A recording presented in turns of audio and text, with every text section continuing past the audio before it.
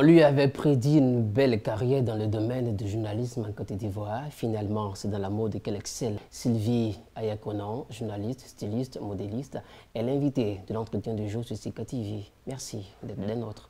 Alors Sylvie Conan, vous êtes diplômée de l'Institut des sciences et techniques de l'information et de la communication. Aujourd'hui, vous excellez dans le domaine de l'art à Abidjan. Pourquoi avoir choisi cette option? Ok, merci bien à Sika TV de me donner cette opportunité aujourd'hui pour cette interview. Alors, je ne dirais pas que c'est une option. Je dis plutôt que c'est quelque chose que j'avais cela en moi, mais en l'état latent.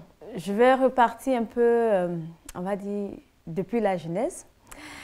Ma mère étant, on va dire, créatrice de mode, elle a fait ça toute sa vie. Et donc, moi, je fais partie d'une famille de six enfants, dont 2 filles. Donc, je suis celle qui est restée avec les frères. Voilà, puisque la grande, elle est partie en Europe pour les études. Et donc, moi, je suis restée avec les frères et les parents. Étant avec ma mère, j'étais tout le temps en train de l'aider à se filer, à l'acheter des fils, des tissus, des pagnes. En tout cas, j'ai baigné un peu dans ce monde-là depuis fort longtemps, pendant que j'étais au primaire, également au lycée, au secondaire, tout le temps, j'étais avec elle. Et ma mère également, c'est une femme battante, elle a travaillé toute sa vie, elle aimait beaucoup les pagnes, les tissus également, donc elle a travaillé tout le temps avec ça. Moi, j'étais juste à côté comme une assistante qui apprenait au fur et à mesure et l'amour est né. Il faut dire qu'avant, je n'aimais vraiment pas les pagnes en tant que telles parce que je me disais, une jeune fille de mon âge, c'est vraiment des collants, des tissus européens et autres. Mais ma mère m'a transmis, on va dire, cet amour-là des tissus africains, cet amour du pagne. Et donc, elle travaillait beaucoup avec les pagnes baoulés, puisqu'elle-même, elle est native baoulée. Donc, on a beaucoup travaillé avec ça. Là où elle a résidé, franchement, on va dire, je ne dirais pas qu'elle est la star, mais avec son métier, elle a fait des heureuses en tout cas. Et donc, moi, j'ai pris ça et j'ai suivi, on va dire, cette mouvance-là. Pour en arriver là, il a fallu que vous vous mettiez à votre propre compte. En tant que jeune fille, jeune femme, est-ce qu'il est facile d'entreprendre? Franchement, ce n'est vraiment pas facile parce que travailler pour soi-même et travailler sur fonds propres, c'est pas du tout facile. Il faut déjà avoir la volonté de le faire, de se lancer dans un premier temps parce que je ne vous cache pas, j'ai commencé avec 120 000 francs CFA. J'ai commencé avec ça, j'ai sorti mes premiers modèles et malheureusement, ça n'a pas eu le retour escompté. Mais on ne s'est pas découragé, mon équipe et moi, on a continué. J'ai eu des personnes qui vraiment essayaient de m'aider, pas plus ou moins. Malheureusement, ces personnes m'ont lâché en cours de route. Mais on ne s'est pas découragé. Je veux dire, avec la détermination et la volonté, on y arrive toujours. Je n'ai pas appris ce que je fais. Je dirais, ça a été de la mère à la fille. Ma mère, elle, c'est sa passion. Elle a fait toute sa vie. Moi également, j'ai suivi. J'ai reçu une formation typiquement journalistique.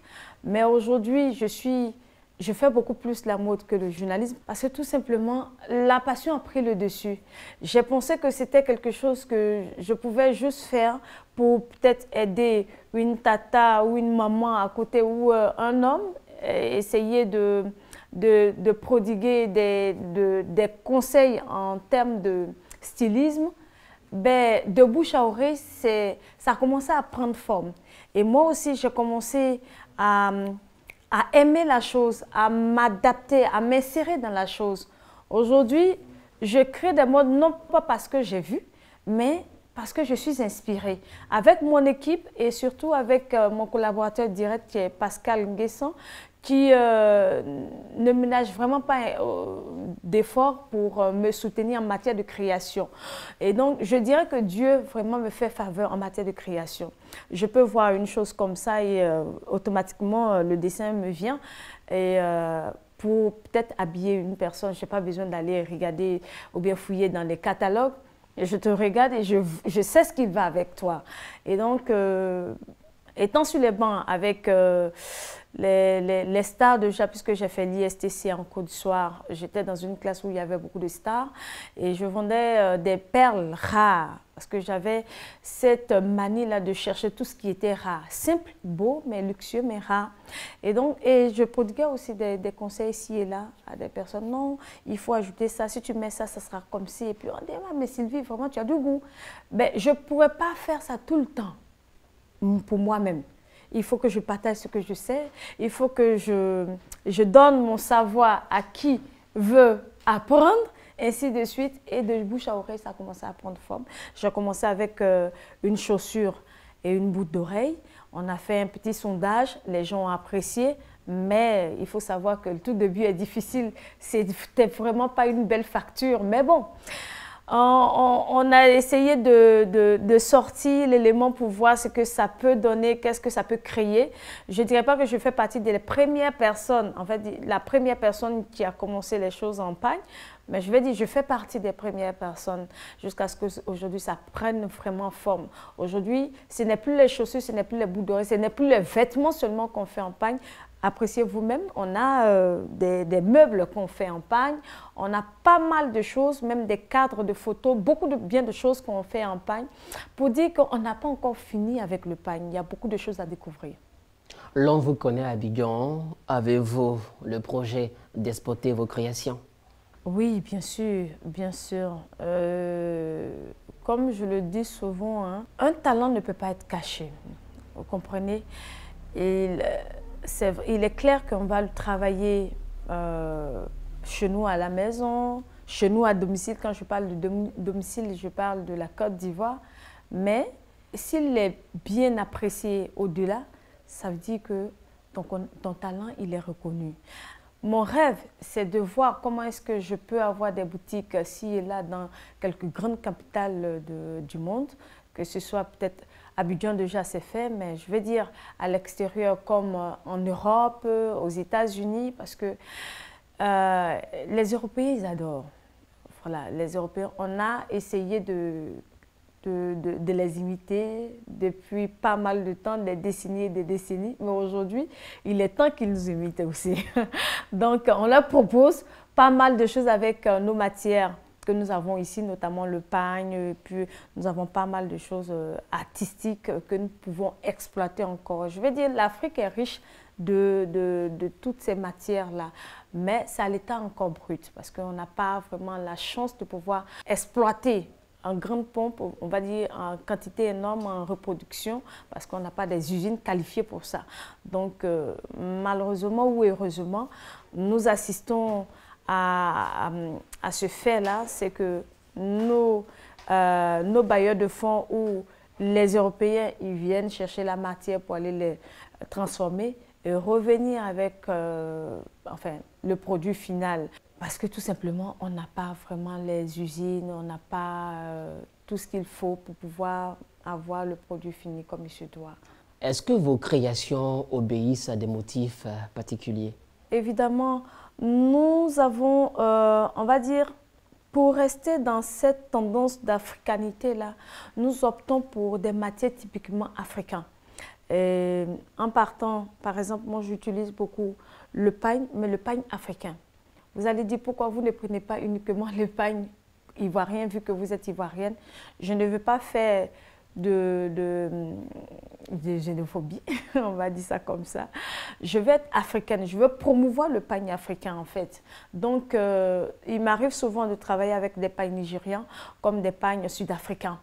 Et également des pagnes qui viennent de la Tanzanie également. Donc j'ai pas mal de personnes, au fur et à mesure que j'avance avec mes idées, mes projets, il y a des personnes qui rentrent dans le projet, qui m'approchent pour me dire, Sylvie, et si tu utilisais par exemple ce pagne qui vient peut-être de Madagascar, qui vient peut-être de l'Afrique du Sud, qui vient du Cameroun, qu'est-ce que tu peux sortir de là? Tout me plaît parce que tout simplement, je veux être africaine et je veux valoriser ce que j'ai en moi et qui fait ce côté africain-là. Quels sont aujourd'hui vos projets à court et à moyen terme? moi, mon projet vraiment à court terme, il faut qu'un Ivoirien ait un accessoire d'Africa Authentic Models. Ça, franchement, je tiens à ça. Il faut que tout le monde consomme Africa Authentic Models. En le faisant, vous faites la promotion des matières africaines, on va dire ivoiriennes. 2, vous aidez une jeune ivoirienne à pouvoir promouvoir son pays et son africanité sur les scènes internationales. 3, encourager toutes les initiatives dans, on va dire, dans la promotion du genre. Voilà. Donc aujourd'hui, je pense que nos gouvernements pensent beaucoup plus femmes et le gouvernement veut mettre les femmes au devant. Pour ma petite part, c'est ce que je vise. Comment est-ce que demain on pourra parler de Sylvie Aya Konan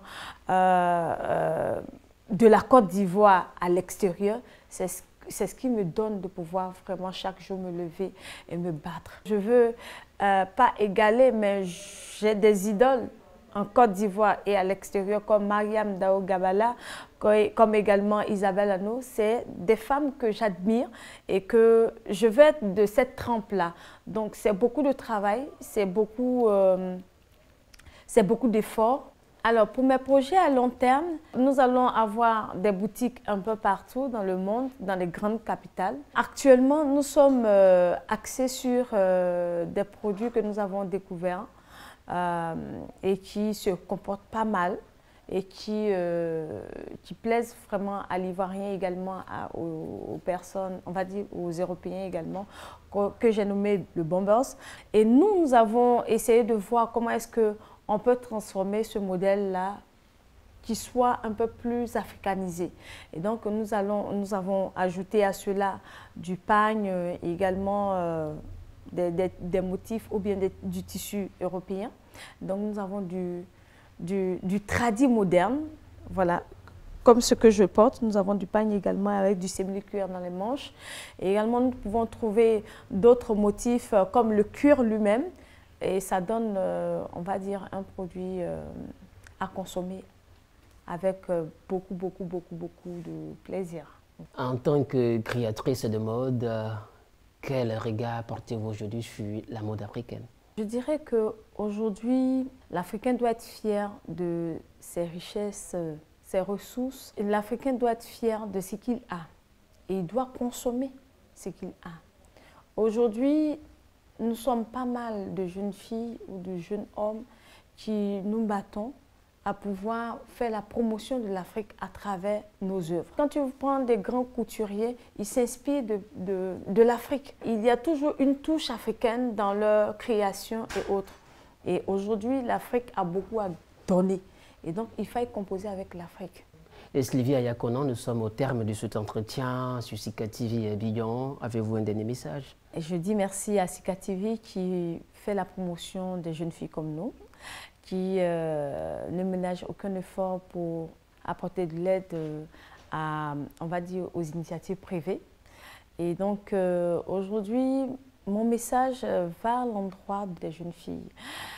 Je demande à mes sœurs, voilà, de ne pas céder à la facilité parce qu'elles ont beaucoup à gagner, elles ont beaucoup à donner également. Elles ont de la matière et il faut qu'elles reconnaissent qui elles sont déjà et comment est-ce qu'elles vont exploiter leur potentiel parce qu'avec elles, on peut penser développement, on peut penser économie ivoirienne, économie africaine. Avec elles, on peut aller de l'avant, on peut compter sur elles pour une Afrique forte, une Afrique debout, une Afrique nouvelle. Elle est connue dans l'univers de l'art et de la mode en Côte d'Ivoire. Elle valorise l'authenticité du panafricain. Sylvie Aya Konan était l'invitée de l'entretien de Sika TV. L'information continue sur votre chaîne préférée.